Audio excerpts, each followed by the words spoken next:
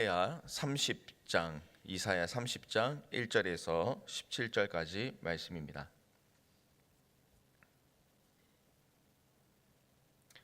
이사야 30장 1절부터 17절까지 말씀입니다. 하나님의 말씀을 읽겠습니다. 여호와께서 이르시되 배역한 자식들은 화 있을진저 그들이 계교를 베푸나 나로 말미암지 아니하며 맹약을 맺으나 나의 영으로 말미암지 아니하고 죄에 죄를 더하도다. 그들이 바로의 세력 안에서 스스로 강하려 하며 애굽의 그늘에 피하려 하여 애굽으로 내려갔으되 나의 입에 묻지 아니하였도다. 그러므로 바로의 세력이 너희의 수치가 되며 애굽의 그늘에 피함이 너희의 수욕이 될 것이라.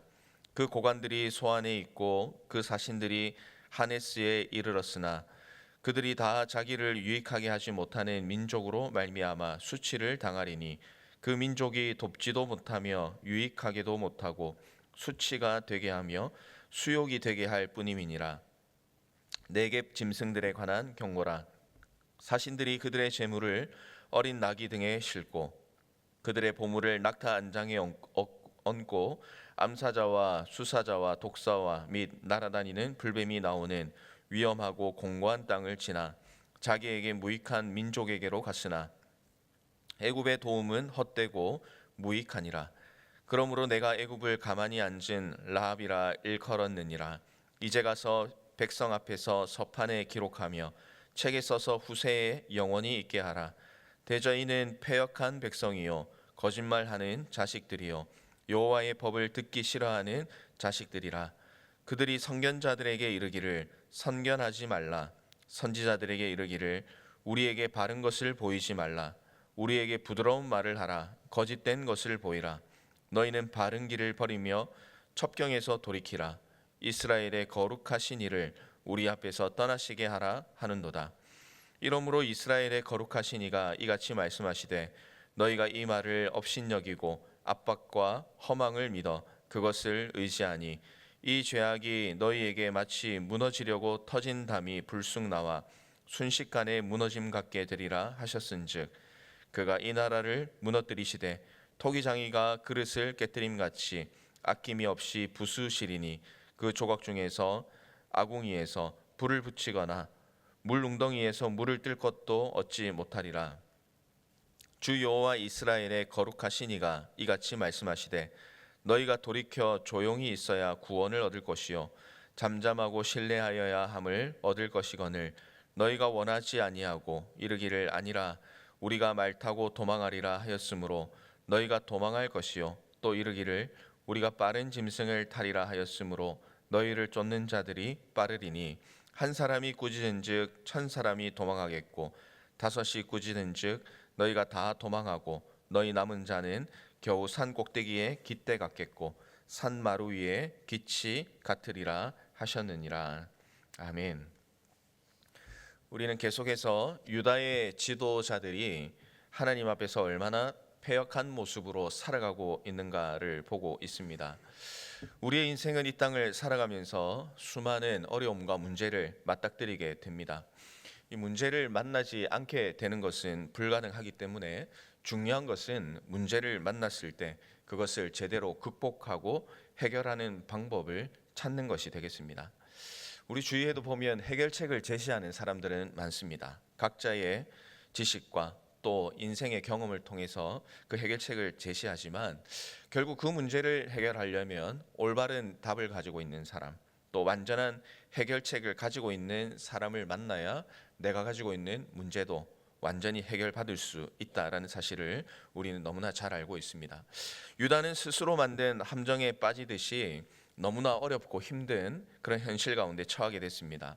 분명히 누군가가 자신들을 도와주어야 된다는 것, 도움이 필요한 것을 알았지만 안타깝게도 그 완전한 해결책이 어디에 있는가를 여전히 분별하지 못하고 있습니다. 결국 유다의 지도자들은 애굽으로 대변되는 세상을 의지하게 됩니다. 하나님을 의지해야 하는 백성이 세상을 의지합니다. 세상의 관점에서 볼 때는 합당한 외교 방법이었겠지만 그것은 하나님께서 원하시지 않는 방법이었습니다.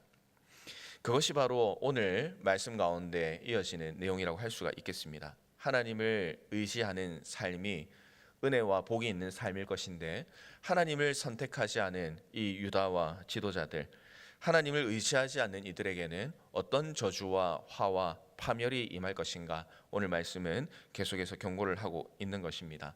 오늘 이 말씀을 보면서 계속해서 주어지는 이 경고 앞에도 변화되지 않는 이 유다의 모습이, 혹시 말씀 앞에 또 수많은 하나님의 음성을 우리 가운데 들려옴에도 불구하고 여전히 변하지 않고 있는 우리의 완악한 모습이 있지는 않는가 한번 돌아보고, 또 우리 가운데 주님 앞에서 돌아서야 되고 또 주님을 의지해야 될 부분이 있다면, 또 오늘 이 하루 말씀을 의지하면서 주님께 의지하고 주님께 돌아서는 그런 복된 하루의 삶이 되기를 주님의 이름으로 축복합니다. 오늘 말씀은 이 유다 백성들이 어떤 심판을 받을 것인가 이제 경고를 하고 있는데, 첫 번째는 하나님 대신 다른 것을 의지하는 자에게는 심판이 있을 수밖에 없다라는 것을 먼저 말씀을 하고 있습니다. 1절에서 7절은 애굽을 의지하는 유다를 향한 강력한 경고의 메시지입니다. 1절과 2절 말씀을 보시면 이렇게 경고합니다. 여호와께서 이르시되 패역한 자식들은 화 있을진저 그들이 계교를 베푸나 나로 말미암지 아니하여 맹약을 맺으나 나의 영으로 말미암지 아니하고 죄에 죄를 더하도다. 그들이 바로의 세력 안에서 스스로 강하려 하며 애굽의 그늘에 피하려 하여 애굽으로 내려갔으되 나의 입에 묻지 아니하였다. 이렇게 이제 말씀을 하고 있습니다. 이제 맹약을 맺었다 이런 표현이 있는 것처럼, 이 하나님과 언약을 맺는 것이 아니라 애굽과 맺은 조약을 의미하는 것입니다. 그러나 이 조약은 너무나 허망한 것이죠. 3절부터의 말씀은 그들의 이 애굽을 의지하는 그들의 노력이 얼마나 허망한가를 보여주고 있습니다. 5절의 말씀처럼 강대국 애굽과 통치자 바로에게 의지하는 것은 그들에게 도움이 되는 것이 아니라 수치와 수욕이 될 것이다 경고를 하고 있습니다. 그런데도 히스기야 사신들은 재물과 보물을 나귀와 낙타에 가득 싣고 애굽으로 내려가고 있는 것이죠. 이 남쪽으로 이렇게 쭉 내려가면 그 상황 가운데서 보면은 재미있는 묘사들이 나옵니다. 내려가는 길에 평탄한 길이 아닙니다. 내려가는 길에 보시면 온갖 위험들이 도사리고 있습니다. 6절 말씀에 그 자세한 내용이 표현되어 있는데요. 사신들이 내려갈 때 암사자, 수사자, 또 날아다니는 불뱀 등 정말 위험하고 공고한 땅을 지나서 애굽에 도착하게 될 것인데, 그러나 그 표현이 무엇이라고 되어 있습니까? 무익한 민족이다 이렇게 표현을 하고 있습니다.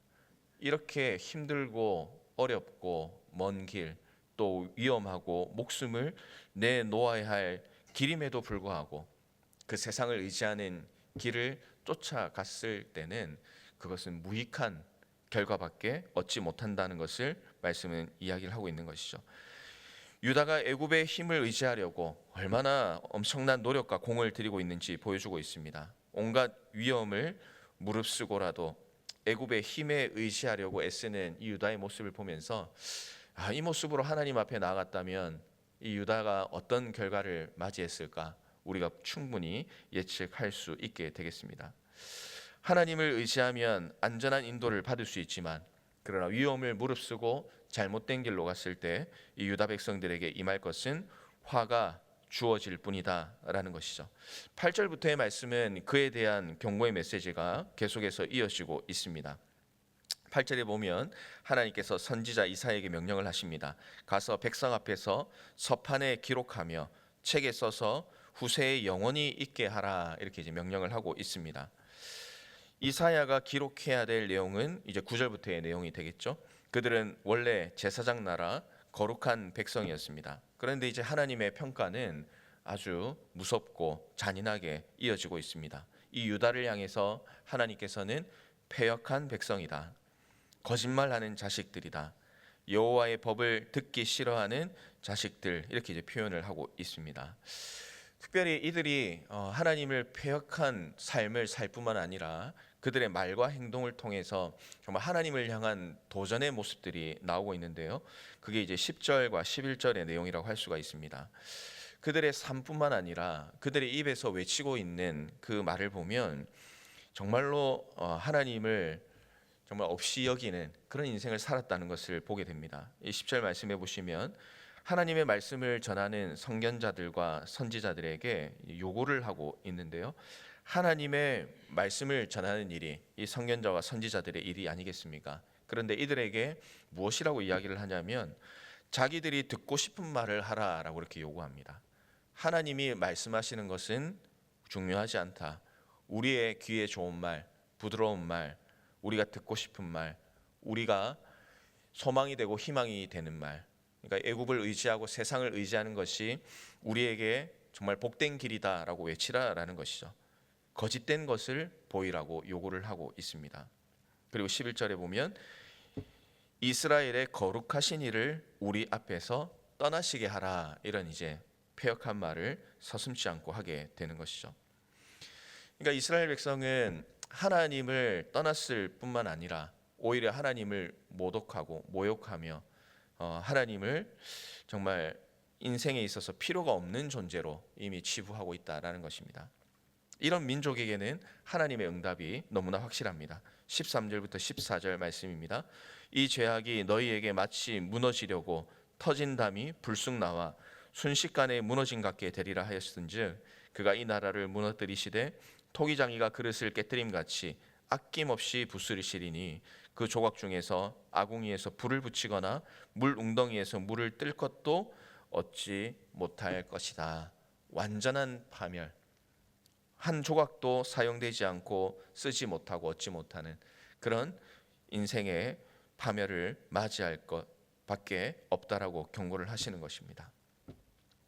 역사의 주권자이신 하나님께서는 사용할 수 없게 된 그릇, 필요 없는 그릇이 된 유다를 깨뜨려 버릴 것입니다. 그 그릇이 쓸모가 있을 때는 쓰임을 받겠지만 쓸모가 없을 때는 깨뜨려지게 되는 것입니다. 공의로운 하나님은 은혜로운 하나님이시기도 합니다. 그래서 이 하나님께서는 이런 파멸과 함께 또한 15절 말씀에 보면 그래도 구원의 길이 있다고 제시를 해주시고 있습니다. 너희가 돌이켜 조용히 있어야 구원을 얻을 것이다. 조용히 자신의 범죄를 돌아보고 하나님을 의지하라라는 그런 우회적인 표현이라고 할 수가 있겠습니다. 이스라엘 백성들이 타락하고 또 하나님을 떠나게 될 때 가장 먼저 나타나는 현상은 이 하나님을 없이 여기고 또 하나님을 두려워하지 않고 그리고 하나님이 아닌 세상을 의지하는 것, 결국은 우상 숭배의 모습이 나타나게 되는 것이죠. 그래서 우상 숭배라는 것이 그냥 어떤 표면적으로 나타나는 행위로 다 이렇게 정의할 수 있는 것이 아니라 결국 오늘 이 말씀을 바라볼 때 하나님을 의지하지 않고 믿지 않고 말로는 하나님을 내가 믿는다고 하지만 우리의 삶에서 하나님이 기준이 되지 않고 또 하나님을 두려워하지 않고 하나님이 기뻐하시는 일에 관심이 없는 것, 그 모든 것들이 사실은 우상 숭배요 하나님 앞에서 패역한 일이다라는 것을 깨닫게 되는 것입니다. 이스라엘 백성들은 하나님을 의지 않고 주변의 강대국을 의지했습니다. 그리고 그들이 기뻐하는 섬기는 우상을 만듭니다. 하나님의 말씀을 전하는 자들에게조차 하나님의 말씀을 전하지 말라라고 하나님을 거부했던 자들입니다. 오늘을 살아가는 우리들의 삶도 이 모습을 보면서 정말 주님 앞에서 돌아봐야 되겠습니다. 성도는 하나님께서 예수 그리스도로 말미암아 구원의 은혜를 베풀어 주시고 하나님의 자녀로 삼아 주셨습니다.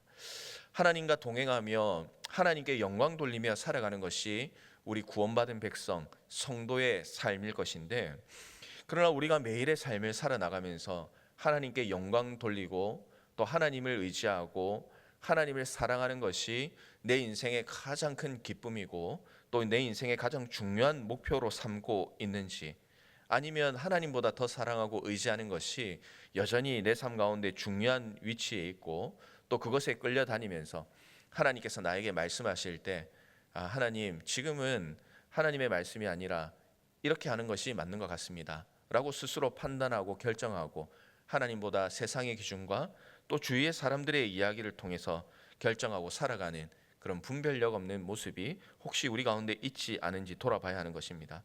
혹시나 그런 모습이 있다면 우리는 주님 앞에서 과감히 떠나는 일이 있어야 되겠습니다.